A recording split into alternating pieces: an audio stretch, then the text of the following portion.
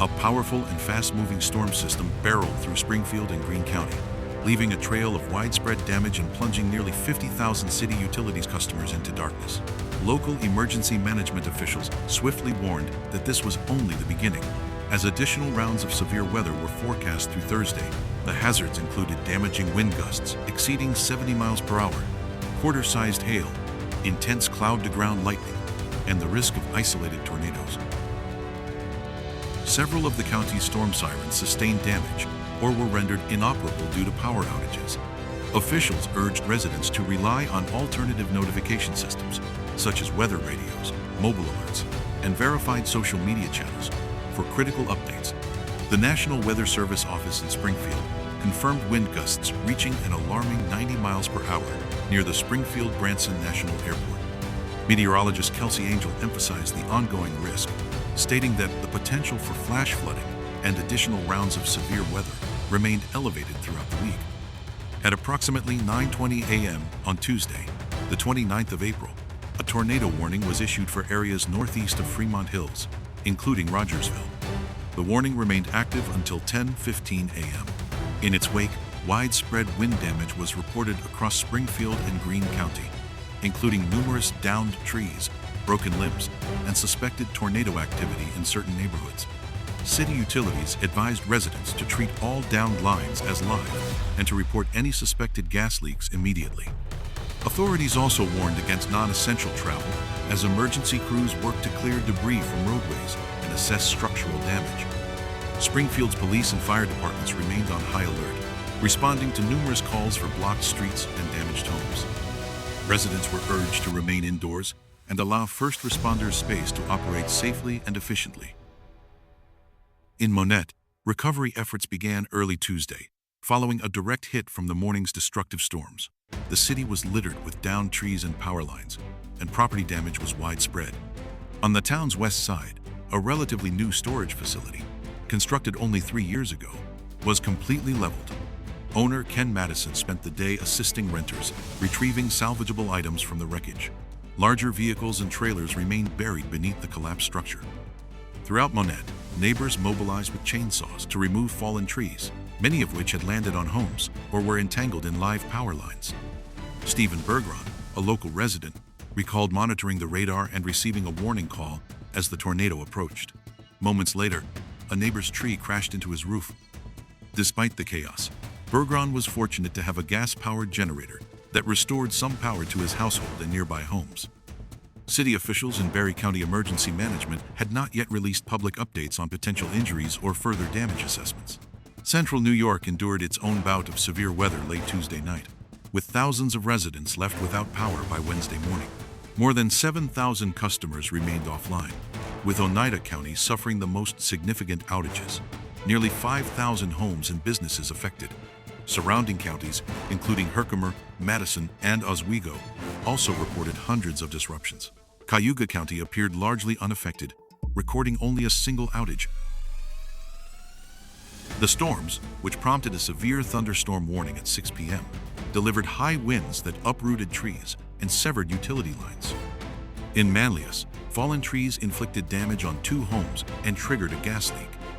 Wind gusts reached 60 miles per hour at Syracuse's Hancock International Airport, while even more powerful gusts, up to 77 miles per hour, were recorded at Griffiths International Airport near Rome.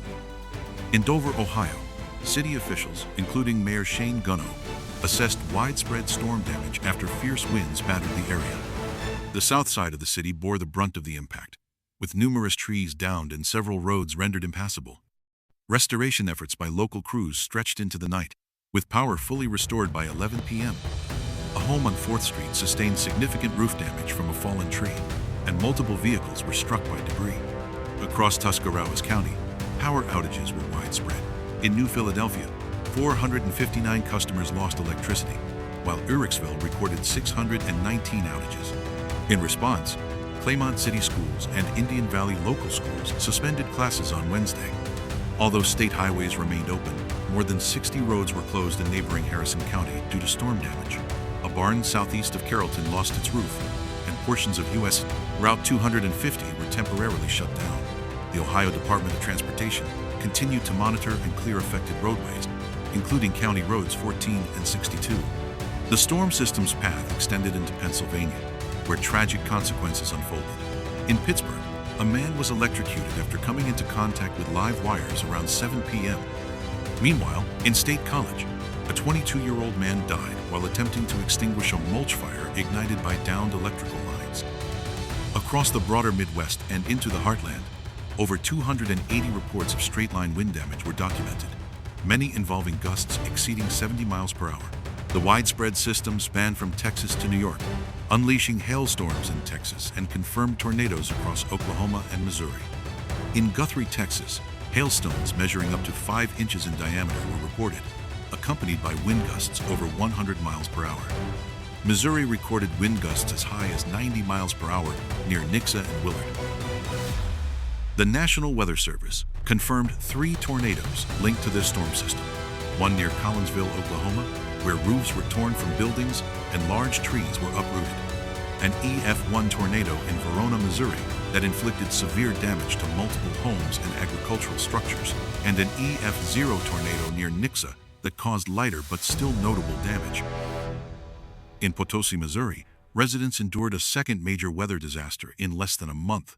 Tuesday's storms brought sudden and intense flash flooding, turning usually calm waterways into torrents of destruction. Jefferson Street, a key thoroughfare frequently used by school buses and local commuters, was partially washed away between Mill and Hall Streets and subsequently closed to traffic. City infrastructure suffered heavily. Potosi Elementary School reported downed trees and damage to one of its HVAC units. Nearby, the steeple of First Baptist Church was torn off by strong winds. Debris from various buildings was scattered across school property, prompting community volunteers to assist in cleanup efforts and ensure student safety. Washington County Memorial Hospital also sustained minor structural damage, but continued operations without interruption, reassuring residents that patient care remained unaffected.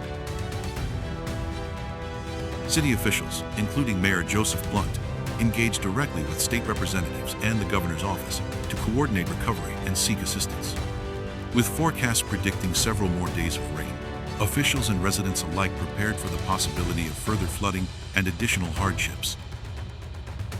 Local and state officials are actively coordinating response efforts, clearing roads, restoring electricity, and providing essential support to affected households.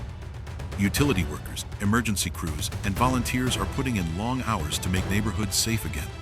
While early recovery is underway, it will take time before all services are restored and full damage assessments are completed. Meanwhile, meteorologists are continuing to track the broader storm system, which may still produce more severe weather across parts of the central and eastern U.S. In many areas, the risk of flash flooding, additional storms, and wind damage remains. Residents are urged to stay alert, monitor local advisories, and avoid unnecessary travel until conditions stabilize. This latest series of storms serves as a clear reminder of how quickly the weather can change and how important it is to stay informed and prepared. Keeping emergency supplies on hand, having a communication plan, and checking on those around you, especially the elderly and vulnerable, can make a meaningful difference during times like this. We'll continue to monitor the situation closely and bring you updates as they come in. If you found this report helpful, please consider liking, sharing, and subscribing to support real-time coverage of natural disasters and public safety events. As always, thank you for watching. Stay safe, stay aware.